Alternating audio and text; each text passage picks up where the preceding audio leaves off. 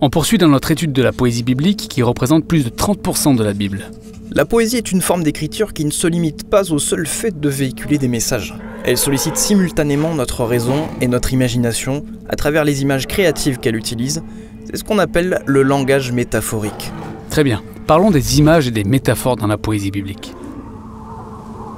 Certaines choses de la vie sont simples à comprendre parce qu'elles peuvent être expérimentées de manière concrète et palpable, comme le fait d'avoir froid. Ouais, c'est pas drôle d'avoir froid. Mais d'autres expériences ne sont pas aussi concrètes, comme le fait d'avoir une personne qui ne nous aime pas. C'est pas drôle non plus. Ce sont deux choses très différentes. Mais vois un peu comment notre esprit les a associées sans qu'on ne s'en rende compte. On le voit dans les expressions de ce genre. « Elle m'a reçu froidement » ou « Ne sois pas si froid ». On pourrait aussi l'inverser pour relier l'affection à la chaleur.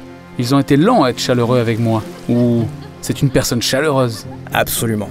Donc on prend un concept aussi concret que la chaleur pour le relier à un concept aussi abstrait que l'affection. Et ça nous donne un moyen plus créatif de partager nos expériences. On raisonne en métaphores. Parce qu'elles nous offrent un cadre pour réfléchir et structurer notre perception du monde. Les métaphores dirigent notre système de pensée et notre langage. Voilà, c'est tout à fait ça. Les métaphores dirigent. C'est un bel exemple de métaphore qui montre que les idées gouvernent. Il y a même une métaphore liée à celle-ci. Les idées contraires mènent à une guerre idéologique.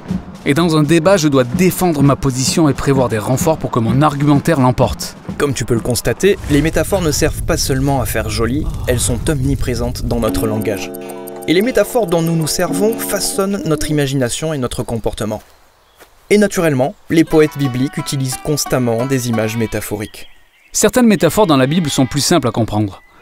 Comme la lumière, c'est le bien, et les ténèbres, le mal. Pour rappel, les poètes bibliques vivaient selon une culture antique, ce qui implique que certaines de leurs métaphores peuvent nous sembler étranges. Lesquelles ? Imagine des flots agités comme le cœur d'un océan en pleine tempête. Je vois. Maintenant, pense à une situation où tu étais en danger et fusionne ces deux images. Le danger est semblable à des flots agités. C'est exact. Les auteurs bibliques vont même plus loin. Ils qualifient carrément les personnes dangereuses de flots agités. Comme dans le psaume 69. « Ô mon Dieu, sauve-moi, les flots me submergent et menacent ma vie. Me voici descendu au plus profond des eaux, ceux qui me haïssent sans cause ni raison ont dépassé le nombre des cheveux sur ma tête. » Ah, les ennemis sont de dangereuses vagues en fait. Tout à fait. Pareil avec les nations ennemies. Comme dans Ésaïe 17. « Malheur, c'est le grondement de peuples innombrables, un tumulte de nations comme celui des eaux impétueuses. » Ou dans le psaume 89, « Seigneur, c'est toi qui maîtrises l'orgueil de la mer. Tu as dispersé tes ennemis par la puissance de ton bras. » C'est donc une métaphore type du danger et du chaos dans notre monde. Mais Dieu a le pouvoir de contrôle des flots agités. C'est exact. Cette image fondamentale est d'une importance telle qu'elle figure en toute première page de la Bible. C'est donc une métaphore type du danger et du chaos dans notre monde. Mais Dieu a le pouvoir de contrôler les flots agités ? Exactement. Cette image prend sa source là, avant d'être développée tout au long de la Bible, et c'est pareil pour son principe contraire. Si le chaos des flots agités est une image représentant le danger, à quoi pourrais-tu identifier la terre ferme ? La terre ferme serait un refuge, la sécurité ou la stabilité. Absolument, certains des besoins primaires de chaque être humain. Et c'est bien ce que Dieu offre quand il fait apparaître la terre ferme au tout début de Genèse. C'est également là que Dieu établit le jardin d'Éden. Qui est tout sauf un jardin ordinaire. Il est décrit avec des images rappelant un temple antique surplombant ces dangereux flots. Et à partir de ce jardin, ruisselle une rivière qui arrose tout le reste.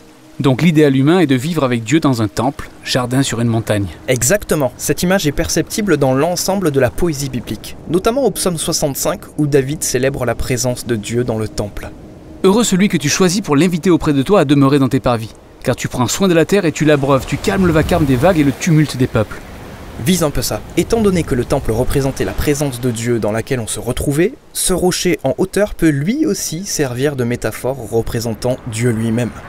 Comme le montre le psaume 18. « L'Éternel est ma forteresse, mon rocher, mon libérateur. » C'est cette image que Jésus développe en comparant le fait de l'écouter à l'action de bâtir sa maison sur un rocher. En effet, on remarque donc que ces superbes métaphores de la poésie biblique sont enracinées dans les récits bibliques antérieurs. Tel est le fonctionnement des métaphores dans la Bible. On a besoin des récits pour comprendre les images poétiques, et les images approfondissent les révélations de ces récits. Génial. Il faut savoir que le livre des psaumes est le plus grand recueil de poèmes dans la Bible. Et apprendre à lire le livre des psaumes est le thème de notre prochaine vidéo.